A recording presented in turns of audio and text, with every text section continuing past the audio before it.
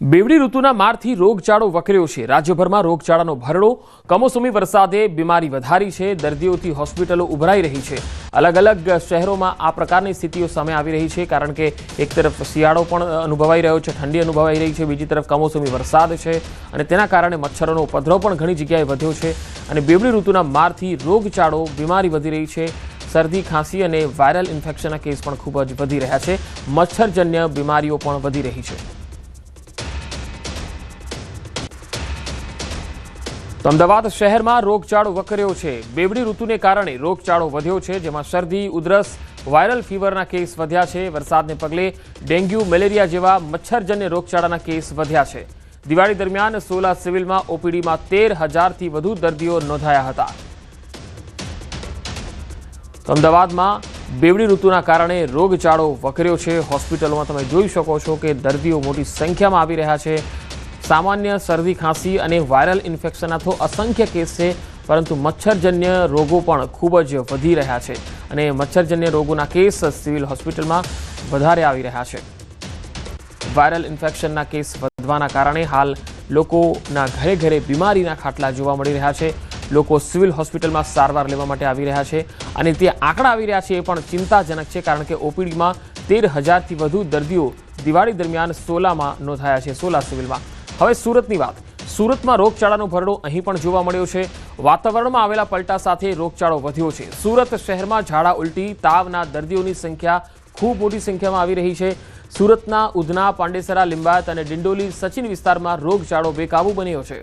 દર્દીઓથી હોસ્પિટલમાં લાંબી કતારો લાગી ગઈ છે।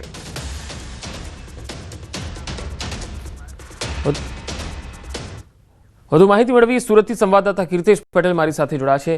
કીર્તેશ, સુરતમાં હાલ દર્દીઓ દેખાઈ રહ્યા છે કે કતારોમાં ઊભા છે, કયા કયા રોગો સૌથી વધારે સામે આવી રહ્યા છે?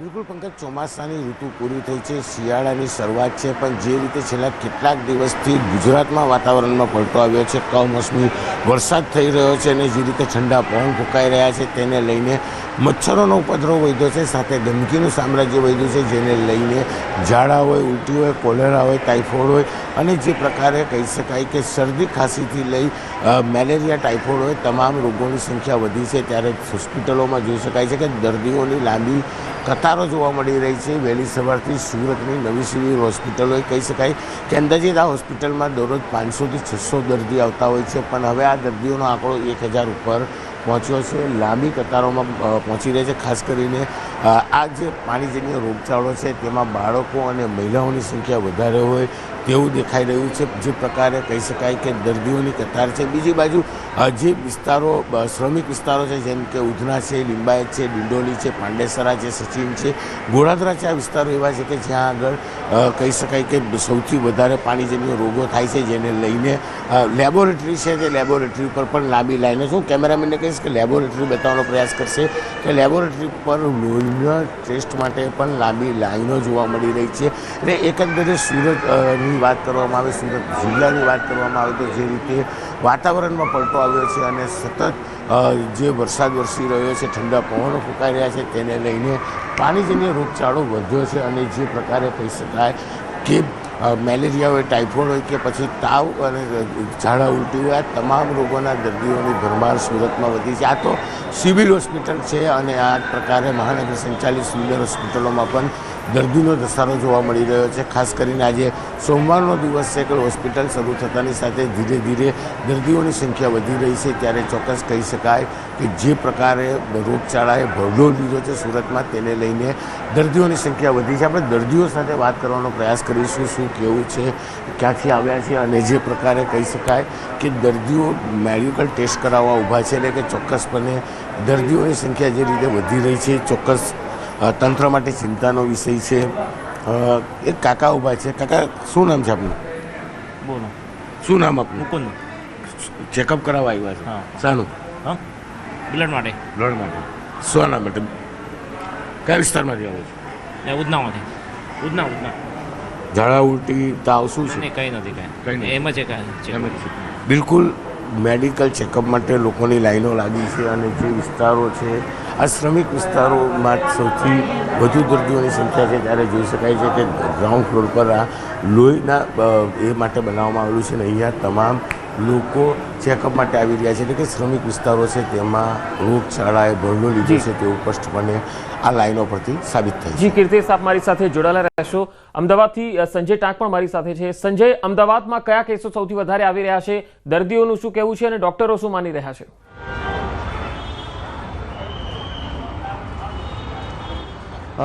બિલકુલ પંકજ, જે પ્રકારે અમદાવાદ સહિત રાજ્યભરમાં જે વરસાદી માહોલ જોવા મળ્યો છે અને ખાસ કરીને શિયાળા દરમિયાન આ કમોસમી વરસાદ જે જોવા મળ્યો છે અને તેના કારણે શરદી, ખાંસી અને વાયરલ ફીવરના કેસો જે છે તે પ્રમાણમાં વધારે જોવા મળ્યા છે અને હું સીધા દ્રશ્યો જે છે તે આપને અમદાવાદની જે સોલા સિવિલ હોસ્પિટલની જે ઓપીડીના સીધા દ્રશ્યો હું આપને બતાવીશ કે હાલ જે દર્દીઓ ઓપીડીમાં જે છે તે દર્દીઓની સંખ્યામાં વધારો થયો છે.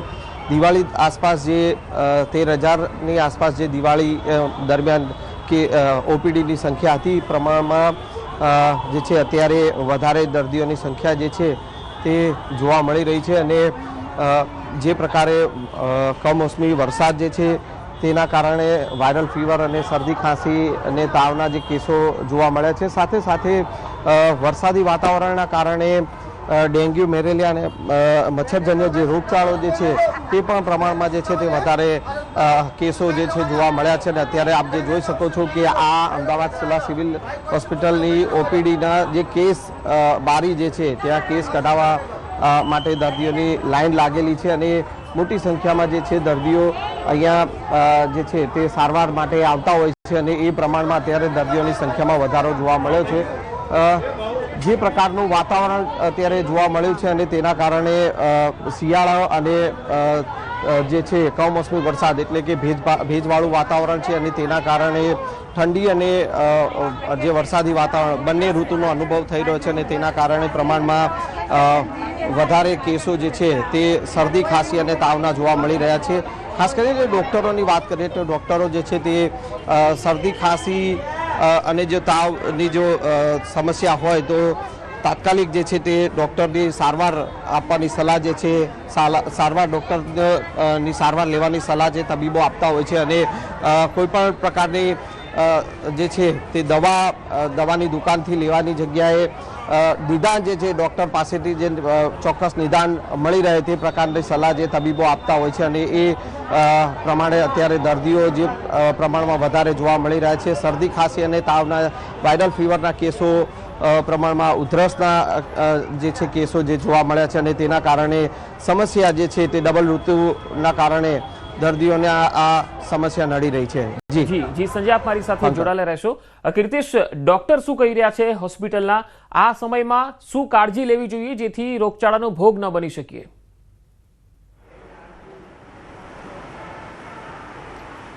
બિલકુલ પંકજ, અત્યારે ઓપીડીમાં એટલી હદે દર્દીઓની સંખ્યા વધી છે, તબીબો વાત કરવા તૈયાર નથી, પણ ચોક્કસ મૌખિક વાત જ્યારે તેમની સાથે થઈ છે ત્યારે તેઓનું કહેવું છે કે જે આ શ્રમિક વિસ્તારો છે ત્યાં આગળ સાફ સફાઈની ખૂબ જ જરૂર છે. પાણી છે તે ઉકાળીને પીવું જોઈએ અને જો સામાન્ય લક્ષણ દેખાય તો તાત્કાલિક નજીકના હોસ્પિટલ જઈને દવા લેવી જોઈએ, જેને લઈને આ રોગચાળો બેકાબૂ ના બની શકે. કારણ કે શ્રમિક વિસ્તારોમાં એવું હોય છે કે ઊંટ વેઠ ડૉક્ટરો પાસે દર્દીઓ દવા લેતા હોય છે અને તાવ આવ્યા બાદ 5-5, 7-7 દાડા સુધી તેઓ બતાવતા નથી ને જ્યારે બતાવ આવે છે ત્યારે તેમની કન્ડિશન ખૂબ જ સિરિયસ થઈ જાય છે. એટલે કે સામાન્ય લક્ષણો દેખાતા તાત્કાલિક હોસ્પિટલ જવું જોઈએ અને તેની દવા કરાવવી જોઈએ, જેને લઈને આ રોગચાળો બેકાબૂ ના બને. અને ખાસ કરીને પાણી છે તે ઉકાળીને પીવું જોઈએ અને ઘરની આજુબાજુ ખાસ કરીને સફાઈ રાખવી જોઈએ. કારણ કે જે રીતે કમોસમી વરસાદ થઈ રહ્યો છે, વાતાવરણમાં પલટો આવ્યો છે, એટલે કે વેધર ચેન્જ થતાની સાથે વાયરલના કેસોમાં સૌથી વધારે વધારો જોવા મળી રહ્યો છે અને આ વાયરલ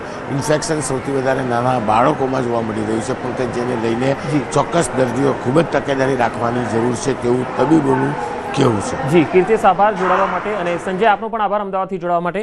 તો હાલ અમદાવાદ, સુરત બંનેની તસવીરો આપણે જોઈ. દર્દીઓ મોટી સંખ્યામાં અત્યારે નોંધાઈ રહ્યા છે. વાયરલ ફીવરના કેસ આવી રહ્યા છે, શરદી, ખાંસી અને તાવના કેસ પણ આવી રહ્યા છે. મચ્છરજન્ય રોગચાળો પણ ખૂબ બેકાબુ બની રહ્યો છે કારણ કે બેવડી ઋતુનો માર છે. અફઘાનિસ્તાનમાં ભૂકંપથી ભારે તબાહી મચી ગઈ 6.4ની તીવ્રતાના શક્તિશાળી ભૂકંપે તબાહી મચાવી અફઘાનિસ્તાનના અનેક પ્રાંતોમાં ભૂકંપના ઝટકા અનુભવાયા 20 લોકોના મૃત્યુના અહેવાલ છે જ્યારે 140થી વધુ લોકો ઘાયલ થયા છે મૃતકોની સંખ્યા હજુ પણ વધે તેવી આશંકા છે ભૂકંપનું કેન્દ્રબિંદુ